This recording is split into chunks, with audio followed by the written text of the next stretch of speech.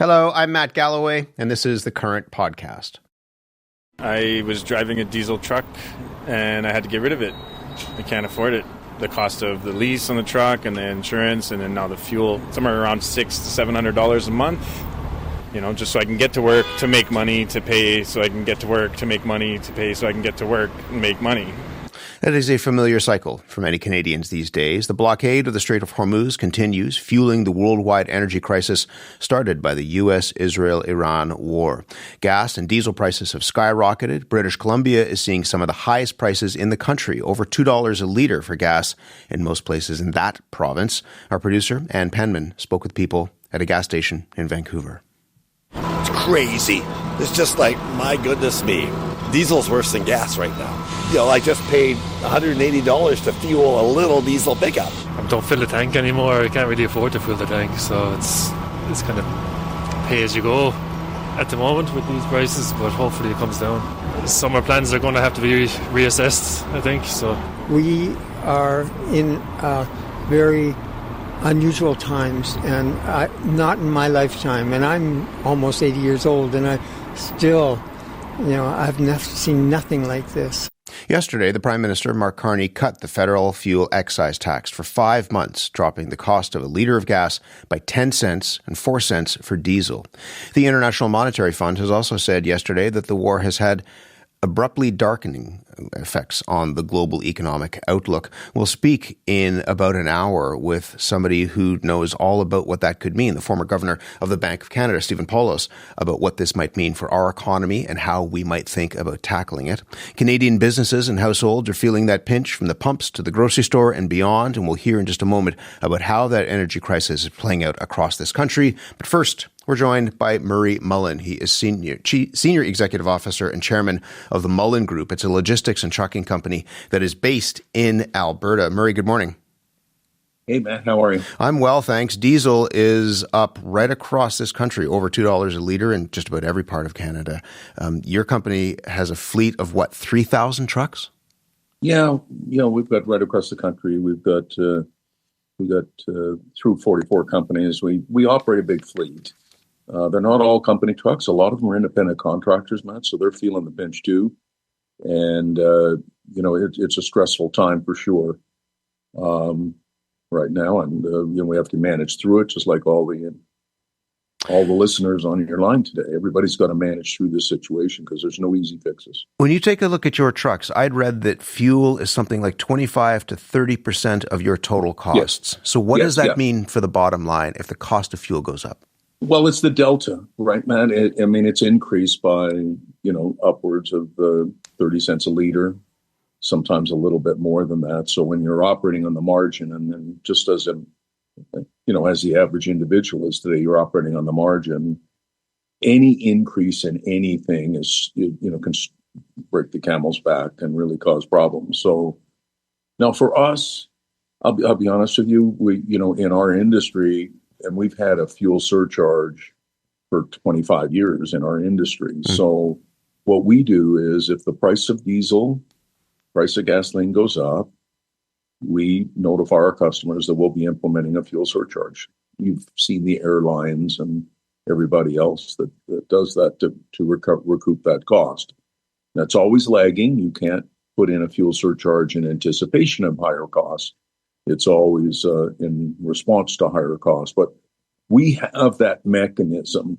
The issue that you've got is, we raise the prices and then that goes through the system and then it finally gets through to the, to the consumer. At what point can you not pass those costs along? At what point do you have to think about whether consumers, and it's not to say that you can't eat that, but that they can't eat it either, that they won't pay the additional cost because they simply can't stomach it. Yeah. That's the issue that we're all contemplating. That is that I can't. We're operating on the margin now. All of our operators and everybody. It's a very competitive world today, and so we have to we pass them on. If the customer can't take it, and then if the end consumer can't take it, then that's going to slow economic growth. And then, of course, our trucks don't move. But, and then it just the ripple effect from that. But, we should be we should be, put this in perspective. This is not the first time that fuel prices have spiked up. They were actually higher in 2022 than they are today. So, but the issue that we have today is everybody's on, I don't want to say life support, but it's difficult on people. That everybody's stretched a little bit, and costs and inflation have caught up throughout the whole system. So it's just this one hurts. This one stings a little bit more than previous increases that typically happen when the economy is strong and there's strong demand for oil. In this case, it's a supply response, not a demand response, and that means the economy is probably vulnerable. We saw this yesterday, this announcement coming from the federal government that the federal excise tax on gas and diesel for 5 months will be suspended. What is that going to do to, again, those fuel costs that are, as I said, 25 to 30% of your total costs? Yeah, so that will mean that we do not have to either eat that additional cost, or that our fuel surcharge would not be as high. What that is really designed for, I think, Matt, to be honest with you, is really for the average individual, for the average consumer that's kind of on, struggling today. And I think that, I think you got to lower taxes so that you put more money into people's pockets and those kind of things until hopefully this gets resolved. But, that's another issue. I don't, could take a while. What else do you want to see from the government right now? And it's not just the federal government, it's provincial governments as well. Man, I don't think that there's much. I think that was the appropriate kind of response to help out the average Canadian today that's struggling a bit. And, this is just an issue, the global issue that has to get resolved. And, Canadians, but a lot of people in the world are hurt by this. And you mentioned that early on in your call here. And I don't know if there's much they can do. I think it's up to the individuals. You got to probably slow down a little bit, conserve your fuel. We're doing that with all of our drivers, man. We ask it, just slow down a bit. Take your foot off the pedal a bit. Let's conserve. Let's get the best fuel mileage we can. Let's make sure we don't idle the trucks as much. We just got to be more practical and spot on these days than what we have been, because this one stings. But one of the things you said, I have to let you go, but one of the things you said is that you worry that there are downstream effects to this, right? That if people pull back a little bit, they think that things are going to be more expensive, that they'll pull back. Then perhaps that's not good for your industry, that people will be shipping fewer goods and then the industry itself takes a hit. That's the biggest medium to long-term impact that we're afraid of, is that, there's a short-term quick response, which is high fuel prices, but the longer one is this one, this one hurts the economy more at a time that the economy is somewhat fragile anyhow. Just I say to you, this is the timing of this one stings more than the other ones. Murray, best of luck. Good to speak with you. Thank you very much. Thanks, man. Have a great day. And you, Murray Mullen, is the Senior Executive Officer and Chairman of the Mullen Group. He was in Calgary. We're announcing today that Canada's new government will temporarily suspend the federal fuel excise tax from next Monday until Labor Day. We're also removing the fuel excise tax on aviation fuels. This will remove up to 10 cents per litre on gasoline and 4 cents per litre on diesel fuel. Combined with our earlier elimination of the consumer carbon tax, our government will have reduced fuel prices on gas by up to 28 cents per litre. That's real relief for you and your family at the end of the day. It's the Prime Minister announcing his government's relief efforts, removing that fuel excise tax temporarily on gas and diesel. Reid Southwick is the Western Bureau Chief for the Financial Post, covers energy. He's in Calgary as well. Reid, good morning to you. Hey, good morning, Matt. You just put out this piece on the global energy crisis and how it's impacting Canadians from coast to coast to coast. Walk us through some of that. Where are we seeing price increases already? Yeah, I mean, just easily the clearest, most visible way are the higher fuel costs, like you've been talking about with your previous guest. And as Mr. you say, Mullen. most visible, you drive or you walk past it and you see the price going up on the sign outside the gas station. Yeah, and you feel it, right? And so, and this is cutting across, across the country. So we talked to this 20-something in New Brunswick, driving less, thinking about maybe selling his SUV because it's so tough on gas. We also talked to a Calgarian on a fixed income who, drives a friend to work most days. And so, he's having to cut back on his grocery budget. He's not eating the kind of food that he loves the most now, just because these fuel costs are having a real effect already. And so, very often during these crises, it's many Canadians cannot afford these higher costs, and they tend to hurt, these demographics the most, young people, folks on fixed incomes, that sort of thing. And so, it's going to have a different effect depending on where you live. I mean, it might be tempting to think like, spiking energy prices, great for oil and gas, bad for everybody else. But the truth is a little more complicated than that. I mean, look, no doubt high oil prices are going to bring a windfall to the oil patch. We certainly saw that and during the last crisis, and when Russia invaded Ukraine, a huge amount of corporate profits, record profits in the industry. But this is why that story is a little bit more complicated. So, I talked to a heavy equipment operator in the oil sands in Alberta, and look, if there's any pocket of Canada that's bracing for an economic liftoff from high fuel prices, it's the oil sands, right? But, this is the growth engine of the industry. But, this dozer operator I talked to, she says, this run up in prices, it's been humbling for folks like her up in Fort Mac, right? They're having to look at their own expenses. Maybe they're not traveling as much this summer. This woman, she plans to stick it out in Alberta.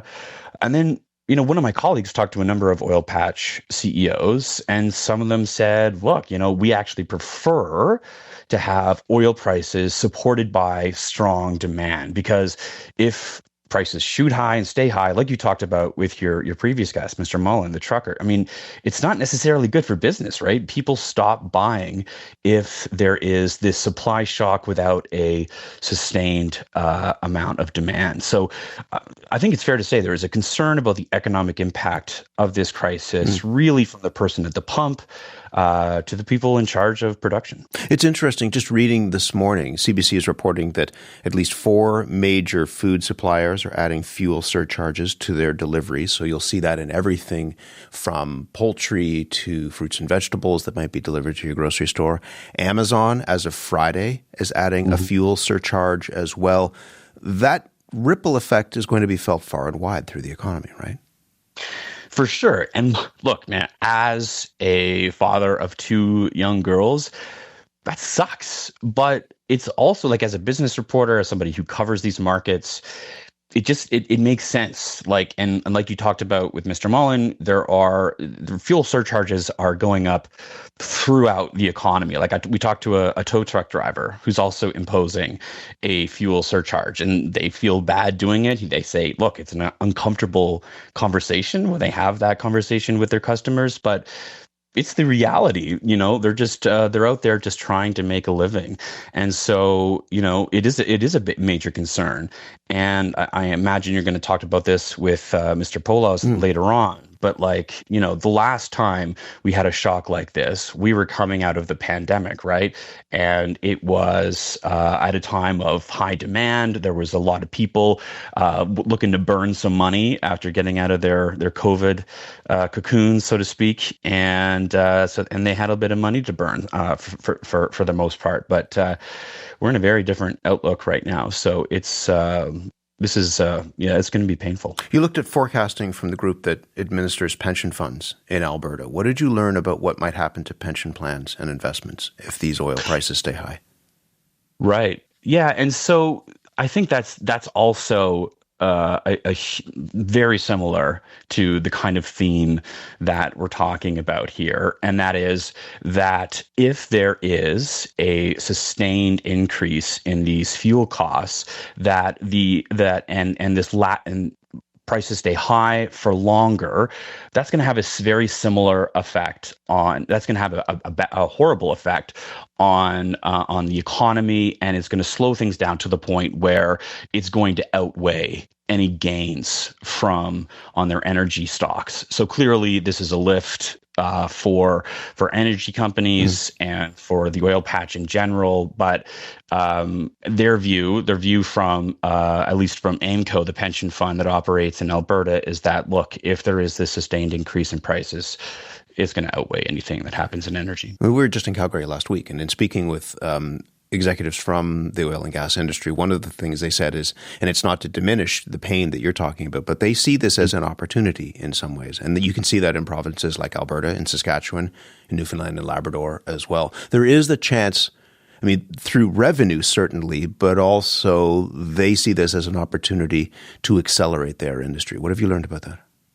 Yeah, for sure. And that is the one opening here, which is that, look, I think like for a very long time, the choke point at the Strait of Hormuz was looked at as this theoretical risk, but now we're seeing it in real time as a very real risk. And so for Canada's oil patch, we can say to the oil patch can say to its customers, look, there's never going to be a war here that's going to disrupt the flow of oil from our shores. And so that I think from the industry's perspective opens up a new conversation to say, look, you know what, we have this, we have a massive resource, and there is ongoing conversations to perhaps increase the amount of exports that we're capable of.